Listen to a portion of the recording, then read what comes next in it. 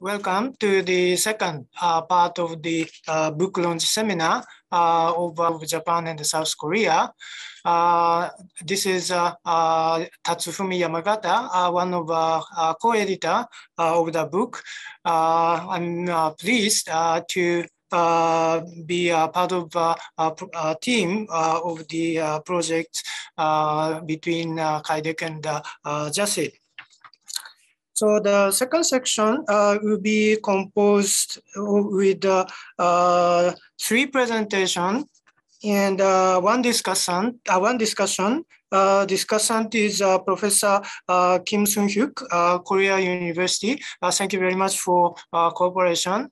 Then speakers, Professor Takayanagi on civil society, then Professor Ono and Professor Uesu on the private sector. Then Professor Kondo, another co-editor, and myself would give some comments on the conclusion of the book.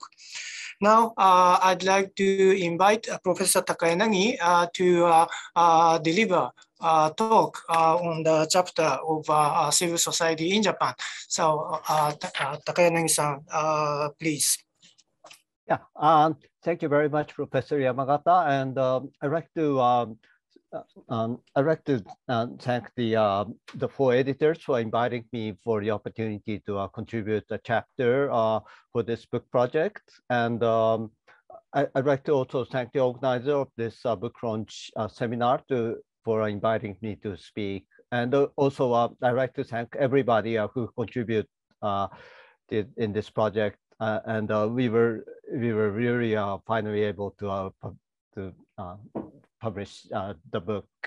So I will just briefly introduce my chapter. Actually, I prepared too many slides, so I will be very quick. So for introduction, I'm very sad to start from the reality that partnering with civil society is an area of weakness for both the Korean and Japanese governments. I will look into the numbers later, so I won't go deep in this slide. So I just gave two questions. One is that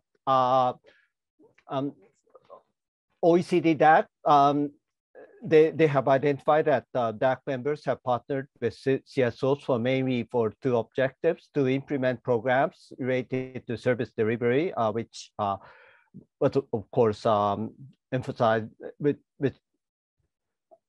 yeah, let's not talk about this, but to implement programs related to service delivery and to strengthen a pluralistic and independent civil society in partner countries.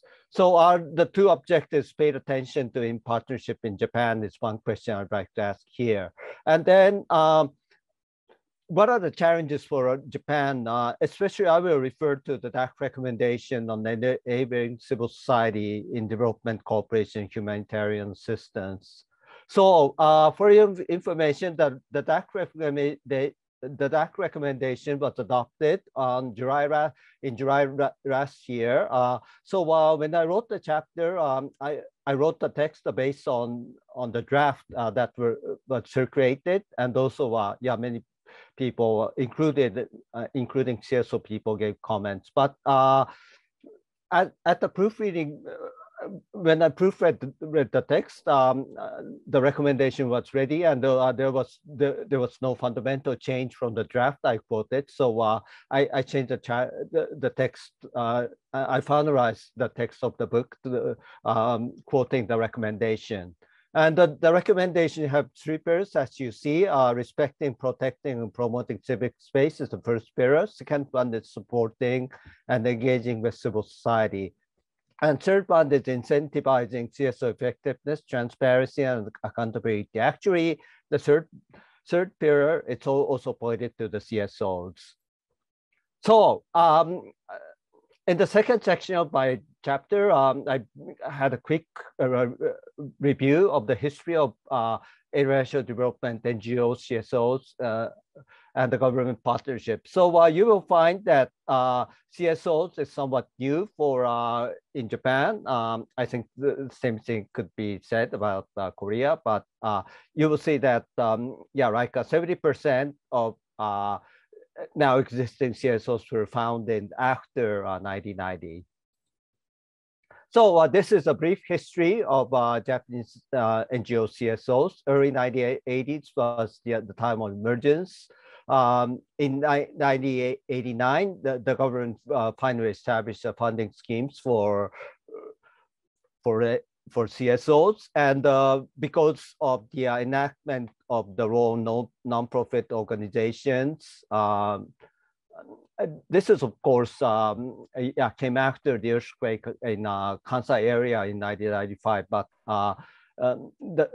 finally a law on not-for-profit organizations was enacted in 1998, and also so that led to a booming of NGOs in 1990s. And also there were launch of policy dialogues with various parts of our government. JBEX is now part of JICA, for your information. And after 2000, I should say that MDGs and SDGs are common goals for both the government and civil society, but they have different views on how to implement them.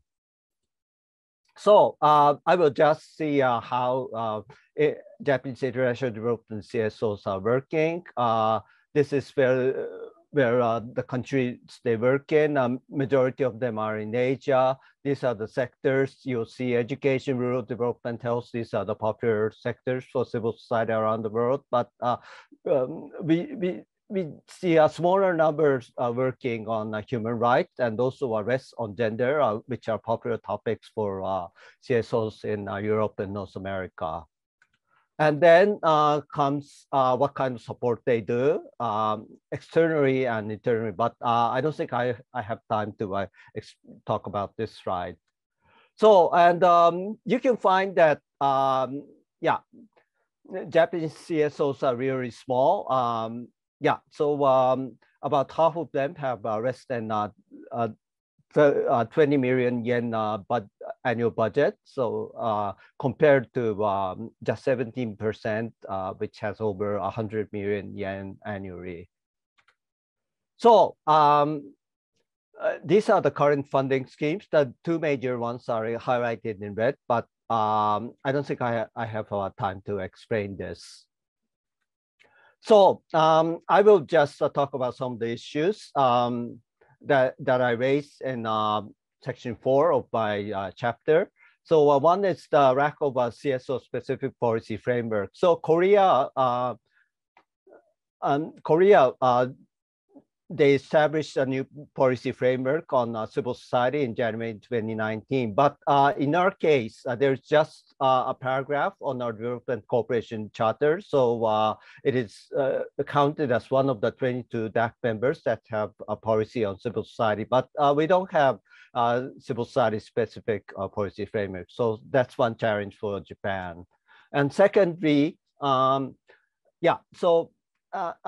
not secondary, but also what are the objectives for working with civil society? It's not really clear in the case of Japan.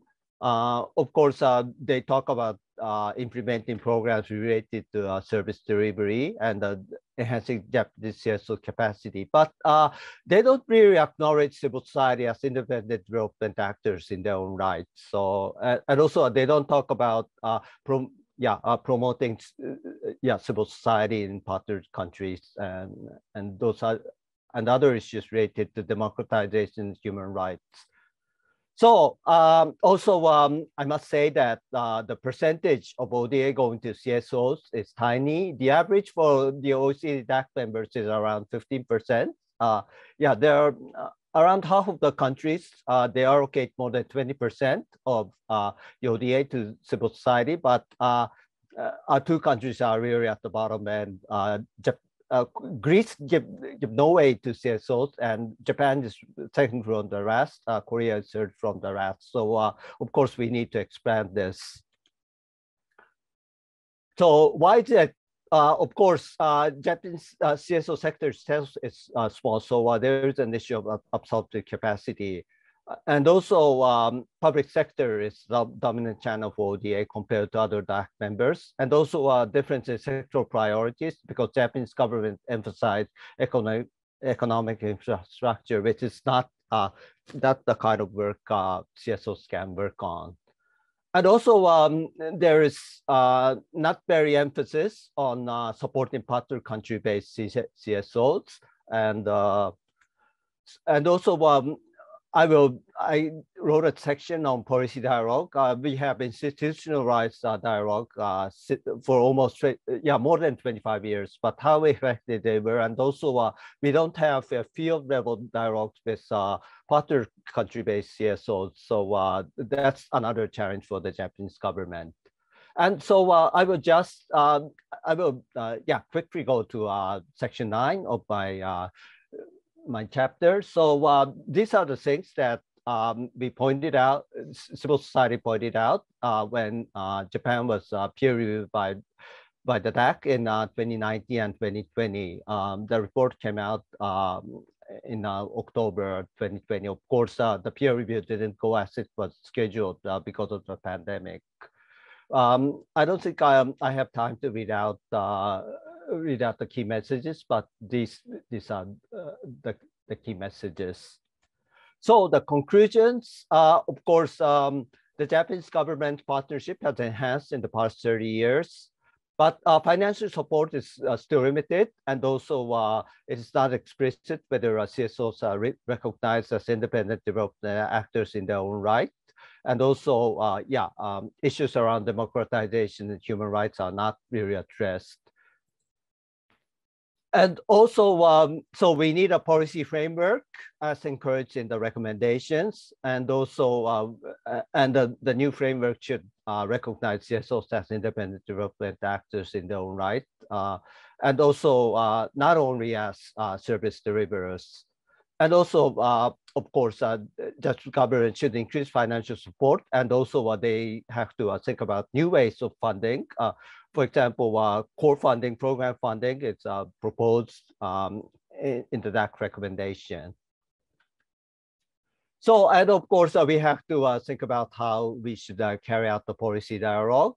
And also, strengthening partnership with partner countries-based CSOs is another challenge for CSOs. So, of course, in that context, also Japanese government should emphasize, strengthen civil society in partner countries. And also, I will finally end by pointing out some of the challenges for Japanese CSOs. Well, first one is strengthening their own constituency, because our sector is still small. And also this is common to CSOs in Korea or other DAC members, and also in Japan, but improve their effectiveness, transparency, and accountability. So I really had to talk very quickly, but I hope I was able to manage the time. So thank you very much.